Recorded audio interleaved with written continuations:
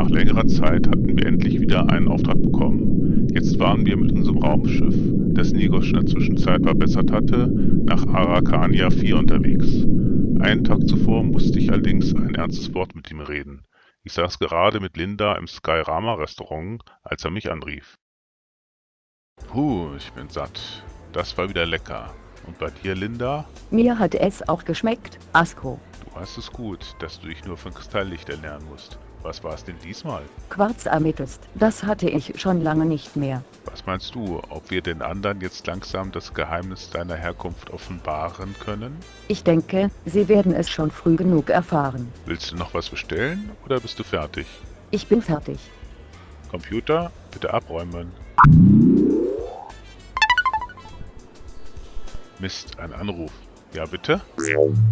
Wir sind mit den Umbauarbeiten fertig, Sir. Ihr könnt jetzt vorbeikommen. Gut, Nigosch, wir sind unterwegs. Tja, die Pflicht ruft. Eigentlich wollte ich mit dir ja noch ins Atrium gehen.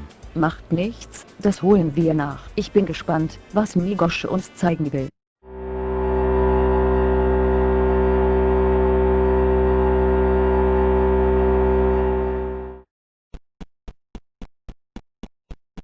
So, Nigosch, wir sind angekommen. Ich sehe, Claude ist auch da. Na klar, Asko. Bei einem so wichtigen Termin muss ich doch einfach dabei sein. Es ist wirklich wichtig, was ich euch gleich zu zeigen habe. Also seht her, ich präsentiere die neue Astron X. Kommt rein, ich zeige euch, was es alles Neues gibt.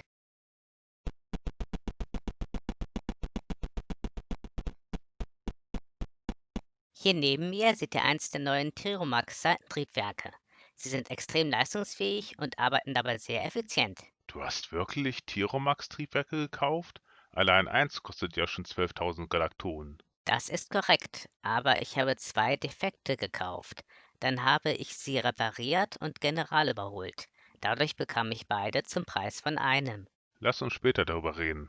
Zeig uns erstmal die ganzen anderen neuen Sachen. Ja, Sir, ich werde jetzt gleich unsere neue Sicherheitstür öffnen. Moment.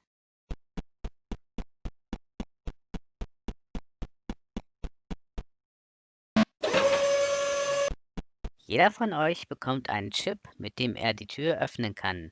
Und nun folgt mir bitte in den Steuerraum. Wie ihr seht, haben wir wesentlich mehr Platz. Außerdem haben wir hier noch den Maschinenstand, den Raum für unsere Helme und Laserstrahler und hinter Asko Lindas Labor. Ganz neu sind unsere Schlafkojen. Jeder hat eine eigene, außer Tiffy natürlich, denn er ist ein Roboter und braucht keinen Schlaf. Danke, dass du an mein Labor gedacht hast, Nigosch. Nur eine Frage. Was ist das da hinten für ein Raum? Das ist nur die Toilette. Dahinter ist noch ein kleiner Laderaum. Ich bin wirklich sehr beeindruckt, Nigosch. Du hast dir echt großartige Arbeit geleistet. Vielen Dank, Sir. Leider ist unsere Bank nicht dieser Meinung. Sie hat mir gestern mitgeteilt, dass wir ein dickes Minus auf dem Konto haben. Sie gibt uns noch 2 Wochen, dann holt sie sich die Asteron. Aber ich habe doch nur gebrauchte Teile gekauft. Und ich brauche nur noch einen C125-Chip, dann ist alles komplett. Tut mir leid, Nigosch, aber ich muss jetzt eine Ausgabesperre verhängen, bis der nächste Auftrag bezahlt ist. Wir können nur hoffen... Nanu? Auftrag... Sieht so aus, als hätten wir gerade den nächsten Auftrag erhalten. Claude, wir holen das Ersatzteil. Morgen früh um 9 Uhr starten wir. Und Nigosch, nichts mehr kaufen. Ja, Sir.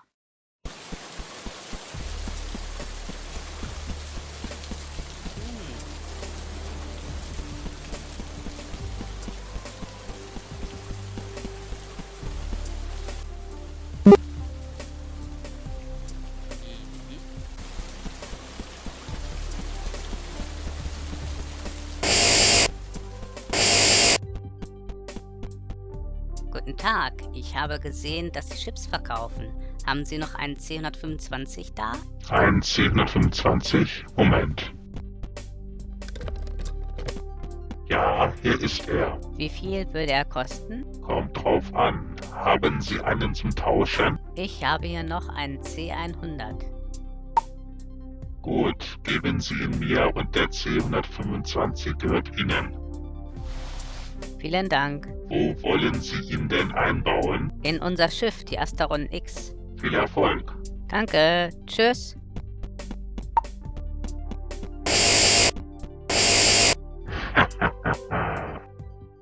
So flogen wir nun also nach Arcania 4. Noch ahnte keiner, in welcher Gefahr wir schwebten. Ich genoss wie immer den Anblick der vorbeiziehenden Sterne. Ist das nicht schön, Claude, so friedlich an tausenden Sternen vorbeizuziehen und zu staunen, wie großartig das All ist. Ja, aber auch zu Hause wieder ankommen ist großartig. Übrigens, bist du nicht etwas zu streng zu Nigosch gewesen? Nigosch ist wirklich der beste Ingenieur, den ich kenne, Claude. Aber auch er muss mal lernen, dass man die Galaktonen nur einmal ausgeben kann. Notfalls können wir ja immer noch unser Pyronit verkaufen. Ja, aber dann haben wir keine Energiequelle mehr und können höchstens noch Würstchen auf dem Marktplatz von Klatumbia City verkaufen. Naja, dann hätten wir wenigstens was zu essen. Tja, wenn's dir Spaß macht, mich zieht's eher zu den Sternen. Was ist das? Ich glaube, da kommt etwas auf uns zu. Keine Ahnung, was es ist, aber es ist riesengroß. Und da kommt es schon in Sichtweite. Mensch, Claude, es ist ein Delta-Blitz. Ein Blitz? Mitten im Weltraum? Ja, und ein verdammt starker. Jetzt können wir leider nicht mehr ausweichen.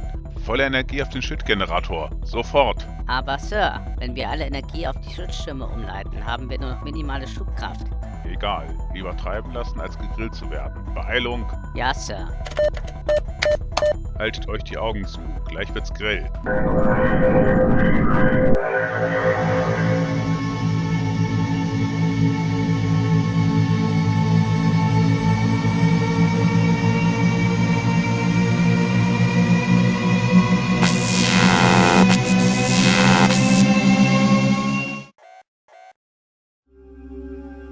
Puh, wir haben's überstanden. Wie geht's dir?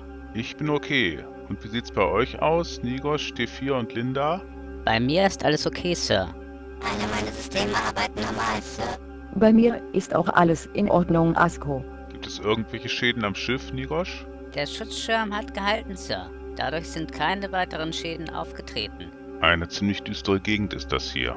Claude, kannst du bitte mal ermitteln, wo wir sind? Klar, Asko. Einen Moment. Wir sind 380 Lichtjahre von unserer letzten Position entfernt. 380 Lichtjahre? Ich hätte nicht gedacht, dass es so viel sind. Dann brauchen wir ja eine ganze Woche, bis wir wieder auf Kurs sind. Und das ist nicht alles. Was denn noch? Außerdem sind wir in einer Sternenwüste gelandet. Das nächste Sternensystem ist 86 Lichtjahre entfernt. Und es kommt ein Schiff auf uns zu. Was denn für ein Schiff? Ich weiß nicht, aber es kommt gleich in Sichtweite. So ein Raumschiff habe ich noch nie gesehen. Was der wohl will? Das werden wir sicher gleich erfahren. Hier ist Captain Parma vom Raumschiff Asteron. Wer sind Sie und was wollen Sie?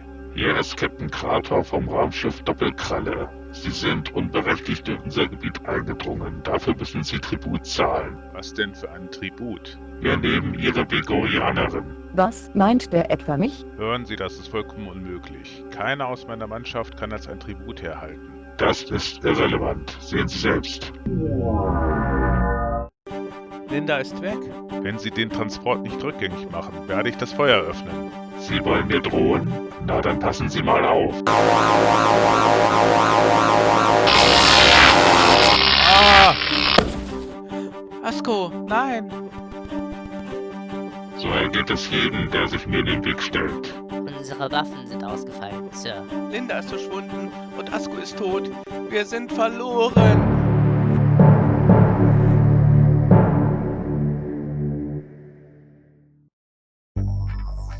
Hier spricht Nigosch Taron, Maschinist der Asteron X. Durch einen Delta-Blitz kamen wir 380 Lichtjahre vom Kurs ab und sind auf ein feindliches Raumschiff gestoßen.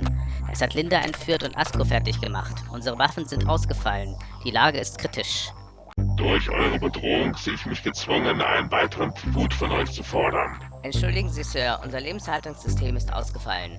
Bitte geben Sie uns 2 Minuten, um es neu zu starten. Nun gut, ihr habt 2 Minuten, nicht länger. Und keine Tricks, sonst helfe nicht das Feuer. Ja, Sir, beim Neustart wird die Kommunikation kurzzeitig unterbrochen. Danach geht sie wieder. Hä? Aber unser Lebenshaltungssystem funktioniert doch noch. Ja, und auch unser Antriebssystem. Und deshalb werden wir jetzt abhauen. Aber wo denn hin? Das nächste Sternensystem ist doch 86 Lichtjahre entfernt. Keine Sorge, ich weiß, wo es ein Mauseloch für uns gibt. Ich übernehme jetzt die Steuerung. Ein Mauseloch? Seit wann gibt's denn Mäuse im Weltraum?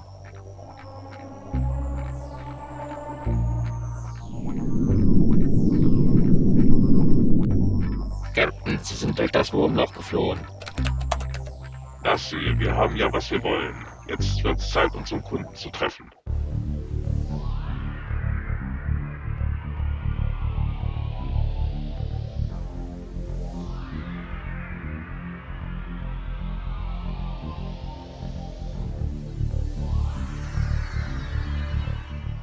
Was ist Nigosch?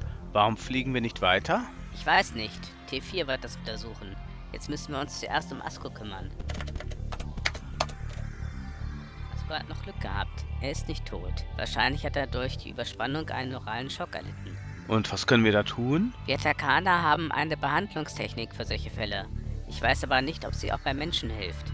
Bitte versuch es. Es ist unsere einzige Chance. Laraktara, Laraktara, Laraktara. Nigosch? Claude? Wo sind wir? Wir sind in ein Wurmloch geflüchtet. Das feindliche Schiff ist weg. Aber unsere Waffen sind immer noch ausgefallen. Okay, lasst mich erstmal aufstehen. Puh, ich habe ziemliche Kopfschmerzen. Wo ist Linda? Sie ist leider immer noch entführt. Warum waren die eigentlich hinter ihr her? Um euch das zu erklären, müsst ihr mir versprechen, es für euch zu behalten. Es darf niemand anderes erfahren, klar? Ja, Sir. Natürlich, Asko. Damals, als ich noch allein war, bin ich mal losgeflogen, obwohl ich ziemlich krank war. Das war unvernünftig, aber ich wollte den Auftrag unbedingt erledigen. Dann ging es mir aber bald so schlecht, dass ich dringend eine Notlandung machen musste. Und ich landete auf dem nächstbesten Planeten. Ich hatte keine Ahnung, dass es Vigoria war. Der Planet liegt in einem dichten Nebelfeld und wird normalerweise auf dem Radar nicht angezeigt, weil es um ihn herum so viele magnetische Störungen gibt. Jedenfalls landete ich dort und wollte aussteigen, aber ich hatte nicht mehr die Kraft dazu. Eins der Kristallwesen hatte mich jedoch gesehen und machte mich gesund. Dafür wurde es aber von den anderen Kristallwesen ausgestoßen, denn die wollen nichts mit Fremden zu tun haben. Es hat ein Foto meiner Nichte Lydia gesehen und ihre Gestalt angenommen. Und warum sind die Vigorianer denn so begehrt? Sie können so gut wie jede Krankheit heilen und verstehen praktisch alle Sprachen des Universums. Außerdem handeln sie immer logisch und lassen ihre Gefühle außen vor. Deshalb sieht es für uns oft so aus, als hätte Linda keine Gefühle. Das stimmt aber nicht. Aha, das erklärt wirklich vieles. Was ich nicht verstehe, wieso konnte dieses fremde Schiff so einfach unseren Schutzschirm durchdringen? Und wieso sind uns Waffen so plötzlich ausgefallen? Ich kann Ihnen diese Frage beantworten, Sir. Es ist der C125-Chip. Der C125-Chip? Wieso das denn? Ich habe bemerkt, dass er verschlüsselte Navigationssignale aussendet. Aber ich konnte die Signale entschlüsseln. Sie führen zum Raumschiff, das Linda entführt hat. Nigosch, Ja, Sir. hast du etwa entgegen meinen Anweisungen einen neuen Chip gekauft? Nein, Sir. Ich habe ihn gegen einen alten C100 getauscht. Getauscht? Jetzt ist mir klar, warum der Verkäufer kein Geld haben wollte. Durch den geänderten C125-Chip konnte er uns verfolgen und auflauern. Das stimmt, Sir. Aber dadurch wissen wir auch, wo wir sein Raumschiff finden können. Und was jetzt? Haben wir noch einen Chip zum Austausch? Ja, ein C90. Damit haben wir aber nur Energie, entweder für die Waffen oder für den Schutzschirm, aber nicht beides gleichzeitig. Egal, wir werden jetzt zuerst unsere Waffen reparieren. Und dann werden wir unserem Entführer einen Besuch abstatten.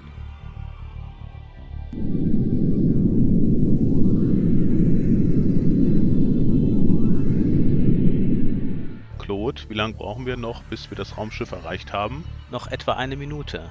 Hast du schon einen Plan, wie wir Linda zurückbekommen? Ja, ich habe vorhin mit Nigosch darüber gesprochen. Er meint, es könnte klappen. Na, hoffentlich. Ich will nicht, dass sie nochmal auf uns schießen. Keine Sorge, diesmal sind wir vorbereitet. Wir sind jetzt da. Ja nur, was ist das denn?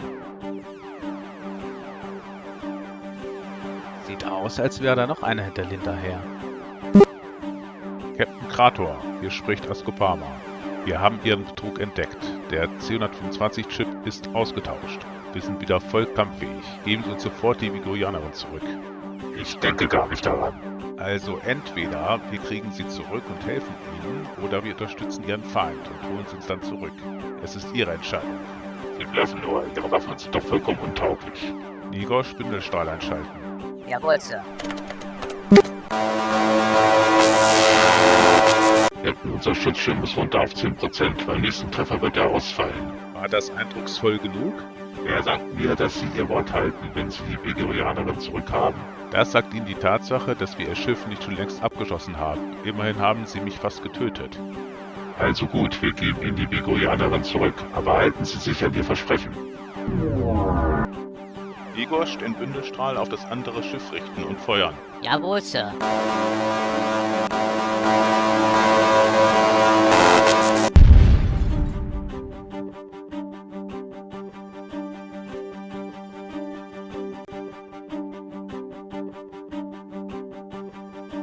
Das Schiff flieht. Danke, Captain. Wir lassen Sie jetzt in Ruhe.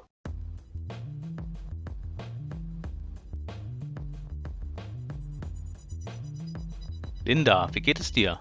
Es geht mir gut. Ich war in einem Kraftfeld gefangen und konnte mich nicht bewegen. Aber sonst ist nichts passiert. Danke, dass ihr mich zurückgeholt habt. Wir sind echt total froh, dass du wieder da bist. Es tut mir echt leid, dass ich den C-125-Chip eingesetzt habe, Sir. Nein, es tut mir leid, dass ich dich nicht gefragt habe, wozu du diesen Chip brauchst. Also Nigosh hat sicher einen Fehler gemacht, aber er hat dich auch gerettet, Asko. Und nicht nur mich, sondern auch Linda. Gut gemacht, Nigosh. Danke, Sir.